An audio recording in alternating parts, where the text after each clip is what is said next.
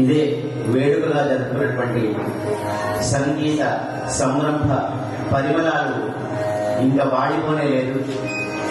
ఆనాటి అనుభూతుల జ్ఞాపకాలు ఇంకా తడి ఆరిపోనే లేదు.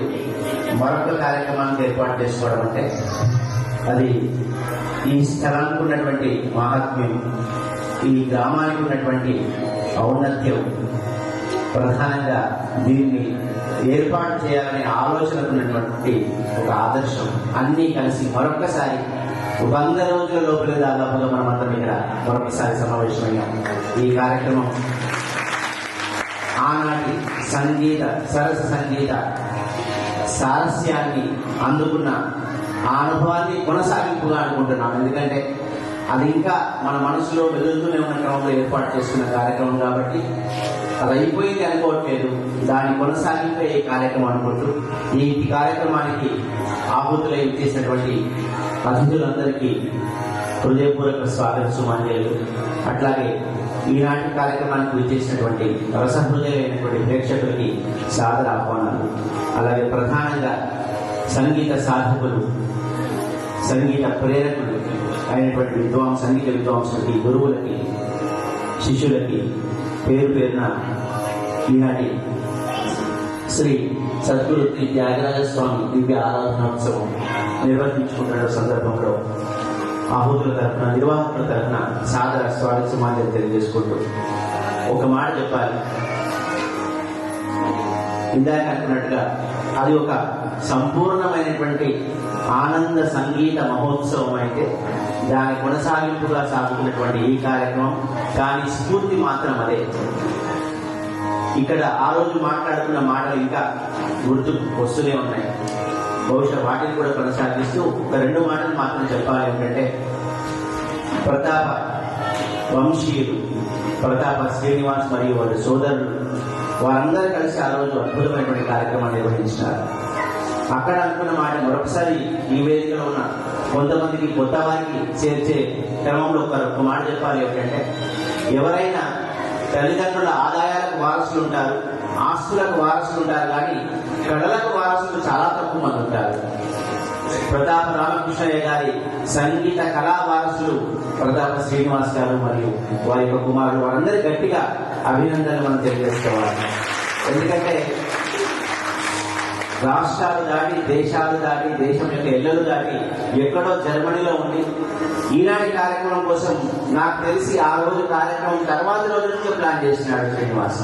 తెల్లవారే అందరి స్పందన చూసి మరో కార్యక్రమం ఖచ్చితంగా జనవరిలో పెట్టుకుందాం, త్యాగరాజస్వామి ఆరాధనోత్సవాల్లోనే పెట్టుకుందామని నిర్ణయం తీసుకుని దానికి ప్రణాళిక వేసుకుంటూ నిబద్ధతతో ముందుకు నడిచినాడు. కాబట్టి మరొకసారి ఇలాంటి అంగరంగ వైభవమైన కార్యక్రమం సంసిద్ధమైందని తెలియజేసుకుంటూ తన లక్ష్యంలో తాను ఏర్పాటు చేసుకున్నటువంటి ఈ కార్యక్రమం నిర్వహించాలనే లక్ష్యంలో ఒక చిత్తశుద్ధి ఉంది, ఒక నిర్మలత్వం ఉంది, ఒక నిస్వార్థం ఉంది. కాబట్టి ఇంతమంది పెద్దలు వచ్చినారు, ఇంతమంది సాధకులు వచ్చినారు. మరొకసారి త్యాగరాజ స్వామికి తమ యొక్క కళలను అందించి ఈ క్షేత్రానికి మరొకసారి వైభవం తీసుకొచ్చే ప్రయత్నం. కాబట్టి అందరికీ పేరు పేరున స్వాగతం తెలియజేసుకుంటూ ఈనాటి కార్యక్రమం కూడా ఆనాటి లాగానే మన మనసులో మేటిగా నిలిచిపోతుంది. ఎందుకంటే ఏ కార్యక్రమానికైతే ఎవరు అధ్యక్షుడిగా ఉంటే ఆ కార్యక్రమం సఫలమవుతుందో వారిని మనం ఈరోజు ఈనాటి సభకు అధ్యక్షుడు సాక్షాత్తు జగత్ రక్షకుడైనటువంటి శ్రీ రామచంద్ర ప్రభు స్వామివారి సన్నిధిలో ఉన్నాం, వారి ముందర కూర్చున్నాం, వారికి హృదయాలను నివేదన చేస్తున్నాం, వారిని సర్వ జగద్రక్షకుడైన వారిని అధ్యక్షుడిగా భావిస్తూ వారి అధ్యక్షతలు జరుగుతున్నటువంటి ఈ కార్యక్రమం కాబట్టి ఖచ్చితంగా విజయవంతమవుతుంది. రామచంద్ర విభుడు రక్షించు దక్షిణుడు నేటి సభకు వారి మేటి పెద్ద వారి నిలిచికోర అధ్యక్షుడై ఉండ గెలుచును ఇంటి సభయు. ఈ ఖచ్చితంగా ఈ కార్యక్రమం తెలుస్తుంది. వారి అధ్యక్షుడు, వారి నిర్వహణ, అట్లాగే సంగీత సామ్రాజ్ఞిగా మనం అనుకున్న స్వప్నారాయణ మేడం గారి ఆధ్వర్యంలో ఆ పరంపర, సంగీత పరంపర ఏదైతే పరవళ్ళు తొక్కుతూ ప్రవహిస్తుందో అది మరొకసారి శంకర్ నగర్ వీధులను, శంకర్ నగర్ ప్రాంతాన్ని, శంకర్ నగర్ గ్రామాన్ని, ఈ ప్రాంతాన్ని అందరినీ సస్యశ్యామలం చేసి సంగీత సస్యశ్యామలం చేయడానికి మరొకసారి ముందుకు వచ్చినాం. కాబట్టి అందరికీ మరొకసారి పేరు పేరున ఘనమైనటువంటి స్వాగతాలు తెలియజేసుకుంటూ ఈ కార్యక్రమాన్ని మనందరి సామూహికమైనటువంటి భాగస్వామ్యంతో ఖచ్చితంగా సఫలవంతమవుతున్న ముందు ఆ శ్రీరామచంద్రుడికి నమస్కారం చేసుకుంటూ కార్యక్రమంలోకి వెళ్లే ముందు ఒక మాట చెప్తాం. ఇందాకన్న మాటనే ప్రతాప శ్రీనివాస కుటుంబం కానీ వాళ్ళ అన్నదాత సోదరులు కానీ వాళ్ళ భావన ఎంత నిర్మలంగా ఉంటే వాళ్ళ నాన్నగారు ఇక్కడ సంగీత సాధన చేసినటువంటి క్రమంలో త్యాగరాజస్వామికి ప్రతి సంవత్సరం వారు ఆరాధనోత్సవాలు నిర్వహించేవారు. ఒక్కరిగా ఇందాక రాకేష్ వైద్య గారు చెప్పినట్టుగా ఒక్కరే చాలా సంవత్సరాలు నిర్వహించినారు. తర్వాత ఇద్దరిని ముగ్గురిని కలుపుకునైనా సరే తనకున్న పరిమితుల్లో తనకున్నటువంటి పరిధిలో స్వామివారికి ఆరాధనోత్సవాలు నిర్వహించాలి. 30 ఏళ్ళ కింది అన్నమాట.